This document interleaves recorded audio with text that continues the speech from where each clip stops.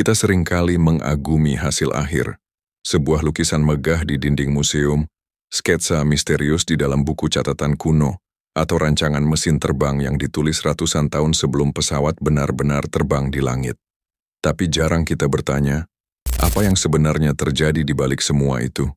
Apa yang ada di kepala seseorang yang mampu melihat detail yang bahkan tak terpikirkan oleh orang lain?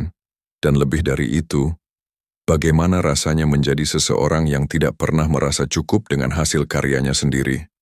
Ini bukan sekadar cerita tentang kejeniusannya, tapi tentang sesuatu yang jauh lebih manusiawi, tentang obsesi, tentang kesempurnaan, tentang keresahan yang terus menghantui, bahkan ketika dunia sudah berlutut menyembah karya-karyanya.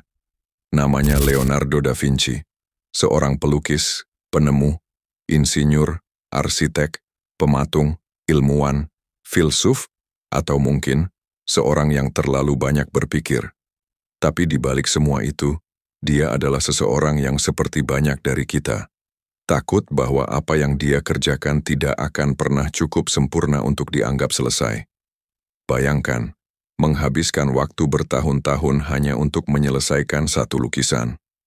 Menyempurnakan warna kulit dalam Mona Lisa, merombak anatomi tangan dalam The Last Supper, atau meneliti tubuh manusia hanya untuk memastikan bahwa setiap lekukan otot tergambar secara akurat. Bukan untuk pamer, tapi karena ia sendiri merasa masih ada yang salah, masih ada yang belum tepat, masih ada satu garis yang mengganggu pikirannya di tengah malam. Di dunia yang kini terburu-buru, Leonardo adalah ironi. Dia lambat, dia ragu-ragu, dia berhenti di tengah jalan, lalu mulai dari awal. Tapi justru dari situlah kita belajar sesuatu yang lebih penting dari sekadar produktivitas, bahwa kesempurnaan bukan tujuan, tapi keresahan yang terus menuntun kita untuk tumbuh. Inilah kisah tentang bagaimana Leonardo da Vinci hidup dalam pusaran obsesinya. Bukan hanya untuk menciptakan, tapi untuk benar-benar memahami dirinya sendiri dan dunia yang tidak pernah cukup sederhana untuk dijelaskan dalam satu lukisan. Lahir pada tahun 1452 di sebuah desa kecil bernama Vinci, Leonardo adalah anak tidak sah dari Ser Piero, seorang notaris, dan Caterina, seorang perempuan desa biasa. Ia tumbuh di pinggiran masyarakat, tak mendapatkan pendidikan klasik seperti anak-anak bangsawan. Namun justru dari posisi itulah, kepekaan dan ketajaman batinnya tumbuh. Ia memandang dunia seperti anak kecil yang baru pertama kali membuka mata, dengan rasa ingin tahu yang tak terbendung.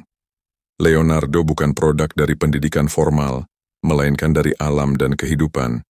Ia belajar dari bayangan yang jatuh di dinding, dari pola air yang berputar, dari bentuk awan yang terus berubah.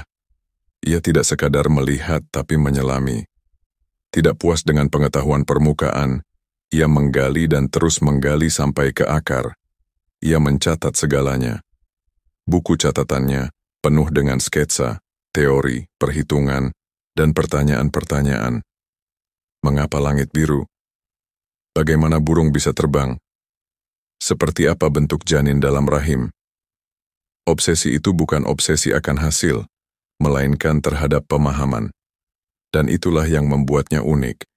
Ia tidak berhenti pada satu bidang, tapi menembus batas antara seni, ilmu, teknik, dan filsafat. Namun di balik rasa ingin tahunya yang meluap-luap, tersembunyi sesuatu yang lebih berat, sebuah dorongan untuk mencapai kesempurnaan. Baginya, cukup baik tidak pernah cukup. Setiap detail harus sempurna.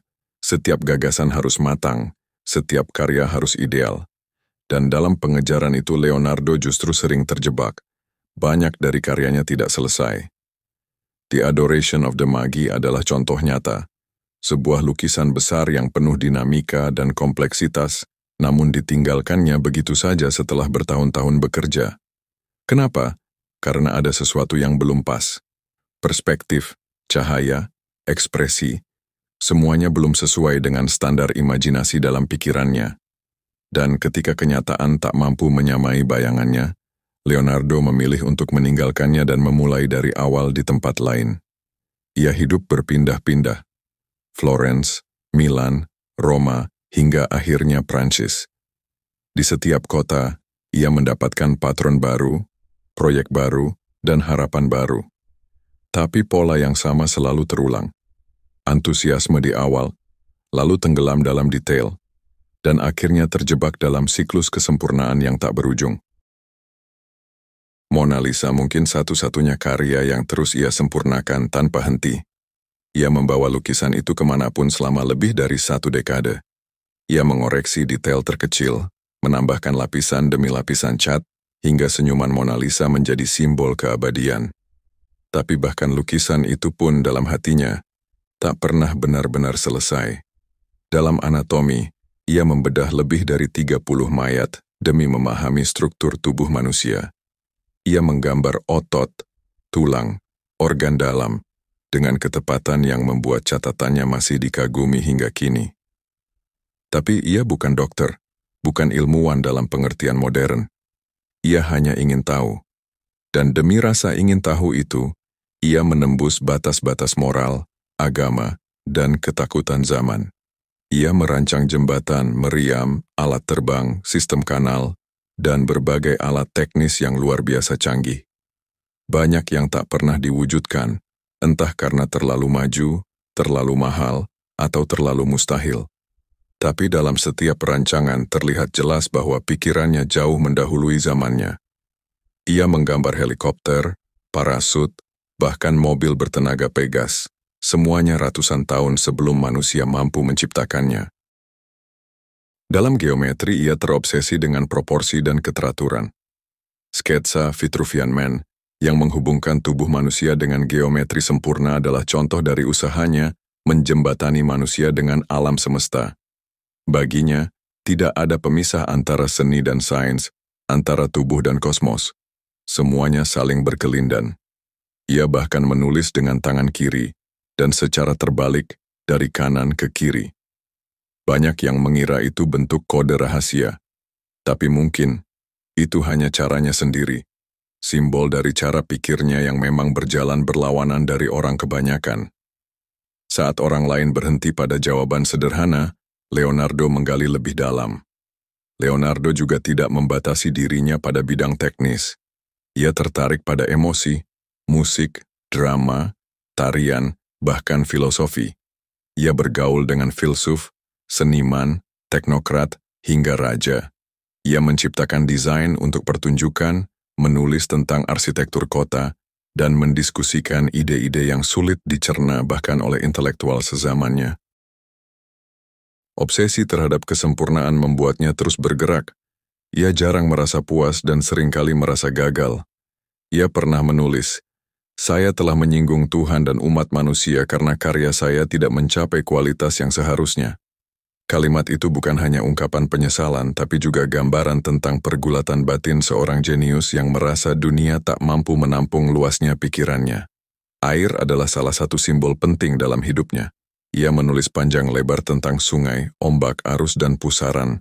Baginya, air adalah metafora dari kehidupan, terus mengalir, membentuk, menghancurkan, dan membangun. Dalam air, Leonardo melihat cermin dari pikirannya sendiri. Tak pernah diam, selalu bergerak, namun tak mudah dipahami. Meski hidup dalam lingkungan yang penuh tekanan sosial, agama, dan politik, Leonardo tetap mempertahankan semangat eksplorasinya. Ia tidak mengikuti alur zaman, tapi menciptakan alurnya sendiri. Ia seperti sungai yang membentuk jalurnya sendiri, menghancurkan batu, menembus lembah, dan akhirnya bermuara pada pemahaman yang lebih dalam. Ketika akhirnya tinggal di Prancis atas undangan Raja Francis pertama, ia sudah tua dan tak seproduktif dulu. Tangannya mulai gemetar, tubuhnya melemah, tapi pikirannya tetap tajam. Ia masih menggambar, mencatat, dan berpikir. Bahkan di usia senja, ia tidak menyerah pada waktu. Ia tetap mencari kesempurnaan yang tak pernah bisa benar-benar dicapai. Ketika meninggal pada tahun 1519, Leonardo meninggalkan ribuan halaman catatan, ratusan sketsa, puluhan karya seni, dan satu jejak abadi, semangat untuk memahami dunia secara utuh. Bukan dengan tergesa-gesa, tapi dengan kesabaran, pengamatan, dan cinta terhadap proses.